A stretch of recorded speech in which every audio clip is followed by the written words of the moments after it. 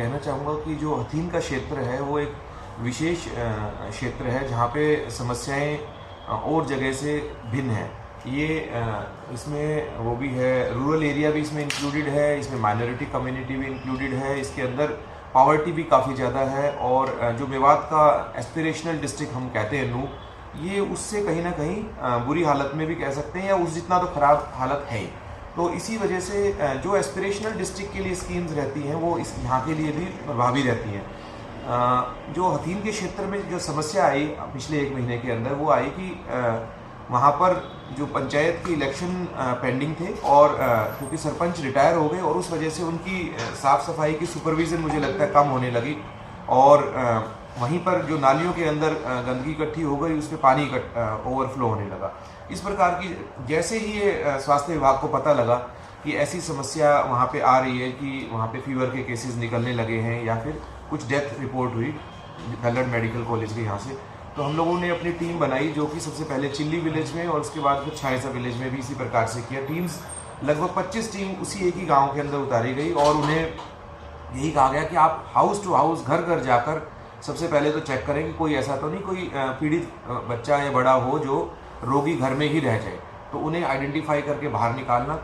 और सबसे पहले ये किया गया, बाहर निकालने उन्हें और उन्हें ओपीडी वहाँ बनाई गई। ओपीडी भी राउंड द क्लॉक 24 घंटे चली, जो जिसमें डॉक्टर्स उपलब्ध रहे और उसमें विशेषज्ञ तौर से बच्चों के डॉक्टर भी उपलब्ध रखे गए। एक एम्बुलेंस भी वहाँ पर पार्क की गई जो कि उपलब्ध थी विद टेक्नीशियन, जो अगर कोई भी बच्चा सीरियस होता है या बड़ा कोई सीरियस होता है तो उसे तुरंत वहाँ से शिफ्ट कर दिया जाए सरकारी अस्पताल के लिए। साथ में सैम्पलिंग भी की गई, जो मलेरिया के केसेस के लिए जो फीवर के केसेस थे उनकी सैम्पलिंग की गई और जो डेंगू से संबंधित थे उनके डेंगू के सैंपल्स लिए गए। कोविड का भी डाउट था कि कोविड भी हो सकता है ऐसे केस के अंदर, कोविड के भी सैंपल लिए गए। और भी वायरल मार्कर्स है जैसे लेप्टोस्पायरोसिस के लिए सैंपल लिए गए और वायरल न्यूमोनिया वगैरह के सैंपल्स भी लिए गए। इन सब को इसमें हमने जो मदद ली वो एनसीडीसी जो सेंटर है वहाँ दिल्ली में, उनका भी हमें योगदान रहा। मलेरिया विभाग ने इसमें काफ़ी एक्टिवली काम किया। हथीन में यह भी समस्या थी कि डॉक्टर्स की कमी थी, इसी वजह से फील्ड के और डॉक्टर्स को शिफ्ट करके हथीन के अंदर लगाया गया। तो एक कम्प्रिहेंसिव अप्रोच से चले।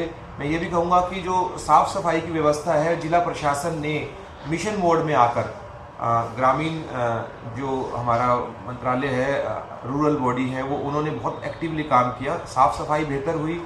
जो पानी जगह जगह पे भरा हुआ था उसके लिए भी उन्होंने पंप्स लगाए हुए हैं जो कि लगातार अभी भी चल रहे हैं।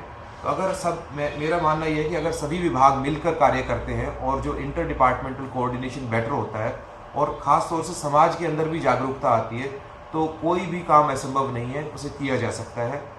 वैक्सीनेशन को आपने साथ में सुचारू रूप से चलाए रखा, हमने भी देखा वैक्सीनेशन का काम भी चलाए रखा। वैक्सीनेशन का काम कितना पूरा हो गया है, खासतौर से इन गाँवों में जिस गाँव में इस तरह के बुखार के पेशेंट हैं? जी, मैं समझता हूँ कि वैक्सीनेशन जो है, आप देखिए अगर गुरुग्राम की बात करें या और जिलों की बात करें, वहाँ वैक्सीनेशन बड़े अच्छे से हो रहा है, लेकिन उन्हीं स्थानों पर हो रहा है जहाँ पर केसेस कोविड के ज़्यादा आए थे। हमारे ज़िले में कोविड के केसेस काफ़ी कम आए थे, तो इस वजह से एक कोविड को लेकर भय का माहौल नहीं था, बल्कि लोगों में एक वो थी कि संतुष्टि थी कि यहाँ पर कोविड नहीं फैला। इसी वजह से वैक्सीनेशन स्लो था, खासतौर से हथीन के क्षेत्र में, इन गाँवों के अंदर।